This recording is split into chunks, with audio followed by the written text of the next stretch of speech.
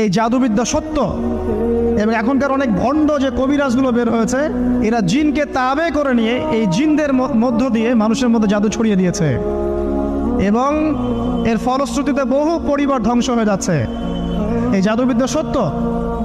আরো একটা জিনিস সত্য, নবী সাল্লাল্লাহু আলাইহি ওয়াসাল্লাম বলেছেন, ইন্না আইনাল হক, চোখের নজর সত্য। নবী করিম সাল্লাল্লাহু আলাইহি ওয়াসাল্লাম বলেছেন চোখের বদনজর সত্য। এই যে আমরা বলি ফেসবুকে এত বেশি ছবি দিয়েন না ভাই, ছবি তুলেন না, ছবি তুলেন না, বারবার যে বলি নিষেধ করি, কারণ কি জানেন? একটাই কারণ, বিকজ চোখ লাগাটা সত্য। মানুষের চোখ লাগে, এই কথা শুনলে অনেক মজুমদাররা হাসবে না? কথা বুঝতে পারেন নাই?